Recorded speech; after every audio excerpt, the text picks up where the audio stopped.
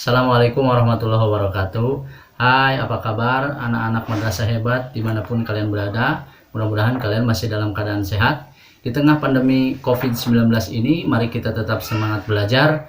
Di rumah, dimanapun kita berada, tetap kita belajar. Tapi ingat, kita harus tetap menjaga kesehatan, mengikuti aturan yang diinstruksikan oleh pemerintah kita, di mana satu, harus menjaga jarak atau social distancing, kemudian harus sering cuci tangan, dan kalau kita keluar rumah kita harus menggunakan masker.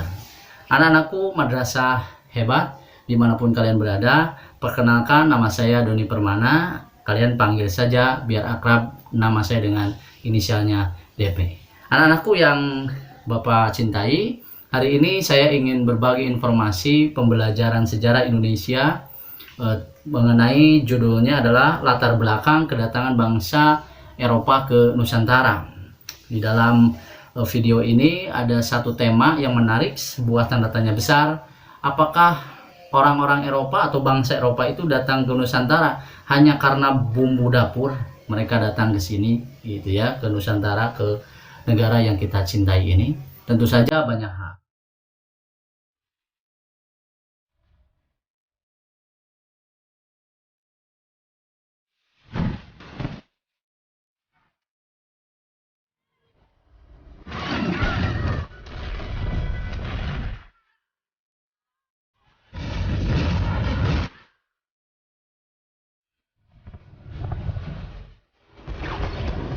Berbicara tentang kedatangan bangsa Eropa ke Nusantara, kalau kita baca di berbagai sumber sejarah, memang banyak yang mengatakan bahwa bangsa Eropa itu datang ke Nusantara karena mereka mencari rempah-rempah. Memang ini tidak salah, ya, tetapi sebetulnya banyak hal. Anak-anakku yang Bapak cintai, ngomong-ngomong tentang rempah-rempah, ini adalah salah satu ciri khas dari bangsa kita. Banyak di dalam sumber-sumber, bisa kita cari di internet, di buku, dimanapun, ada beberapa fakta yang menarik tentang rempah-rempah bangsa kita ini, ya, merupakan salah satu kekayaan Nusantara atau kekayaan bangsa dan negara kita ini. Apa sih fakta unik? Saya ingin berbagi fakta unik dari rempah-rempah di Indonesia. Yang pertama, rempah-rempah adalah salah satu komoditas di Indonesia yang harganya mahal atau bernilai tinggi. Saya mau bercerita bahwa pada abad ke-15 Masehi, bahkan cengkeh dan pala itu harganya bisa disamakan dengan harga emas. Jadi pada saat itu kalau seseorang dikasih cengkeh atau pala 1 kilo, disuruh milih gitu ya, satu cengkeh atau pala 1 kilo dengan 1 kilo emas, mereka akan memilih 1 kilo cengkeh atau pala. Ya, berbeda mungkin kalau zaman sekarang karena emas lebih mahal. Gitu ya, barangkali kalau sekarang diambil semuanya, cengkeh, pala, dan emasnya semuanya gitu ya, karena orang zaman sekarang serakah ya. Jadi intinya apa, harga emas itu mahal pada abad ke-15 Masehi. Kemudian di Spanyol bahkan satu mangkok kunyit itu dihargai $371. Coba bayangkan, itu setara dengan 4 juta rupiah satu mangkok kunyit gitu ya. Jadi harganya cukup mahal. Itu fakta yang pertama. Fakta yang kedua, varian dari rempah-rempah itu banyak. Ya, varian dari rempah-rempah itu banyak.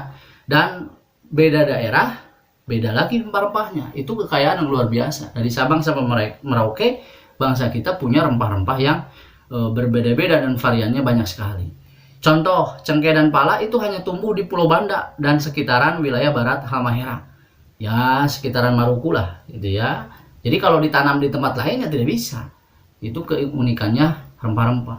Kemudian lada itu dihasilkan paling banyak di Pulau Sumatera, Aceh, Jambi, gitu ya. Kemudian kepulauan yang seberangnya yang kecil-kecil itu Bangka Belitung. Nah, ini luar biasa kekayaan bangsa kita. Kemudian contoh lain, kayu manis itu memiliki harum wangi, berasal dari Jambi, tepatnya di Kabupaten Kerinci dan Kabupaten Merangin, kota Sungai Penuh. Jadi ini yang saya katakan, keunikan rempah-rempah. Yang kedua adalah variannya banyak. Jadi satu daerah itu punya rempah-rempahnya masing-masing. Itu ya. Fakta keunikan rempah-rempah berikutnya adalah rempah-rempah bisa bermanfaat untuk kesehatan. Walaupun yang kita kenal sekarang, rempah-rempah itu digunakan untuk bumbu masak. Ya, bisa kalian lihat di dapur pasti banyak rempah-rempah. Tapi ternyata rempah-rempah itu bermanfaat untuk kesehatan. Salah satunya nih yang saya baca di berbagai sumber, cengkeh itu ternyata bisa menghilangkan bau mulut. Tuh yang mulutnya bau banyak sering minum makan cengkeh gitu ya, tapi jangan sembarangan. Don't try this at home, ada cengkeh kamu langsung makan gara-gara bau mulut, jangan, nanti mencret ya, bahaya. Kemudian cengkeh juga itu adalah anti peradangan, jadi kalau ada kamu sakit luka itu bagus dengan cengkeh, tapi pasti diolah dulu gitu ya. Kemudian ada lagi pala, ternyata pala itu dapat mengatasi sakit kepala ya, sesuai dengan namanya pala lo. Nah ya, sakit kepala, nah itu pala untuk sakit kepala.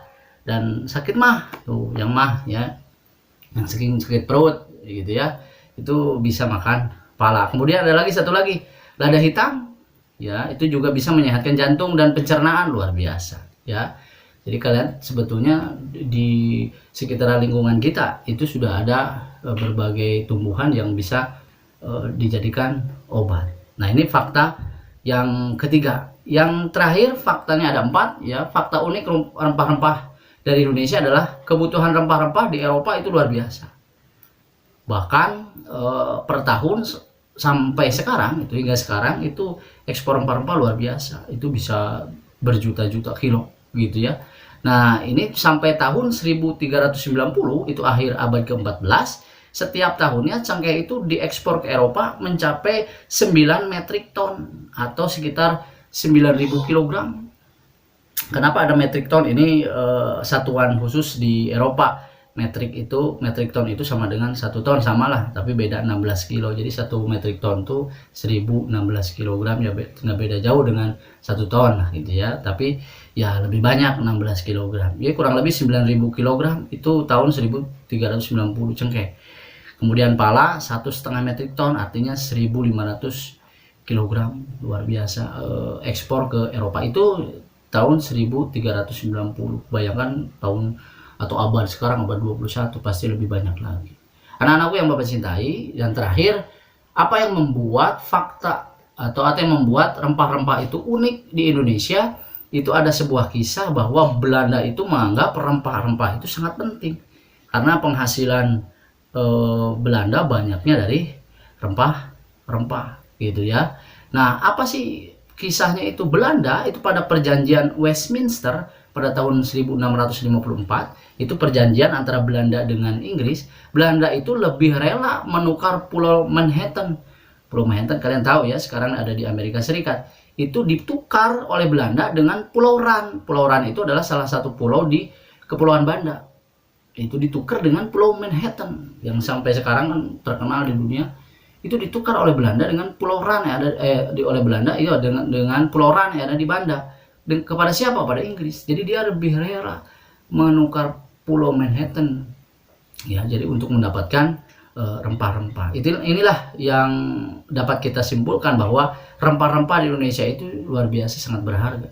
Jadi kita sebagai bangsa Indonesia harus merasa bangga bahwa kita memiliki kekayaan yang luar biasa. Nah, bicara tentang rempah-rempah, kita teringat bahwa pelayaran atau penjelajahan bangsa Eropa itu katanya dimotivasi oleh rempah-rempah. Memang ini tidak salah ya, tapi kita perlu tahu ya, kenapa bangsa Eropa itu datang ke Nusantara. Apakah ada sisi lain? Pasti ada di bidang politik, kemudian ada sisi sosialnya, keagamaannya, bagaimana mereka termotivasi untuk datang mencari dunia baru. Jadi pelayaran bangsa Eropa itu tidak terlepas dari keinginan orang Eropa untuk mencari dunia baru namanya, atau dalam beberapa buku disebut the new world bahasa Inggrisnya, yaitu tanah yang baru yang lebih menjanjikan kehidupan yang lebih baik untuk mereka gitu ya.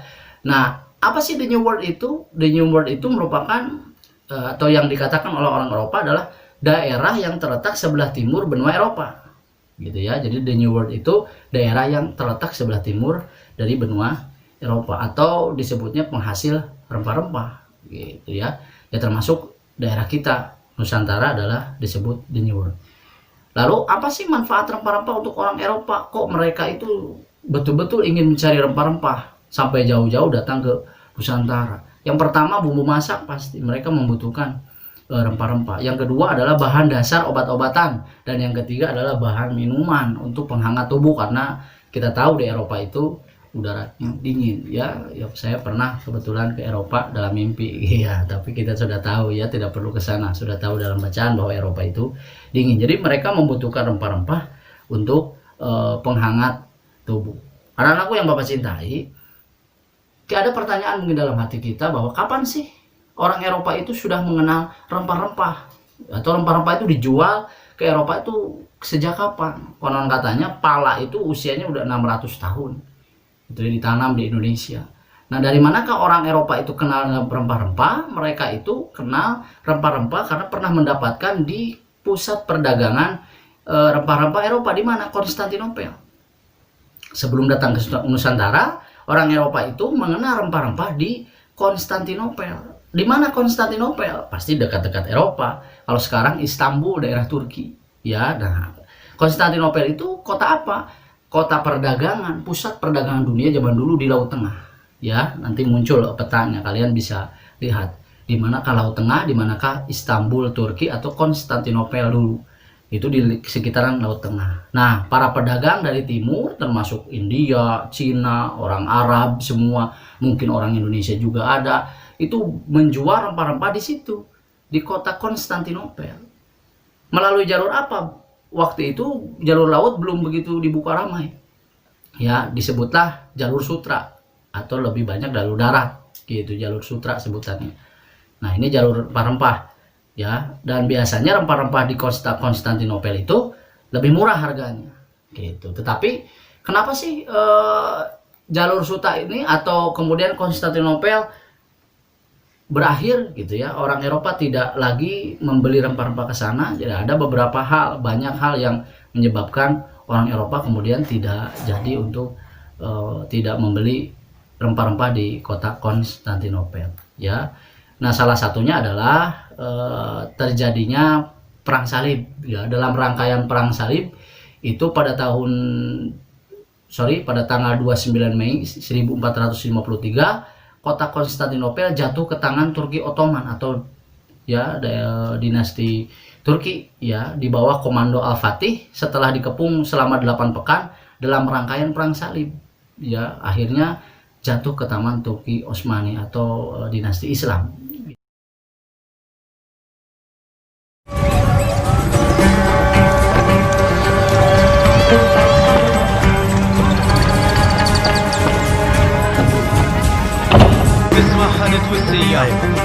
احذر واتقوا. هيا فلنسرع في المسير.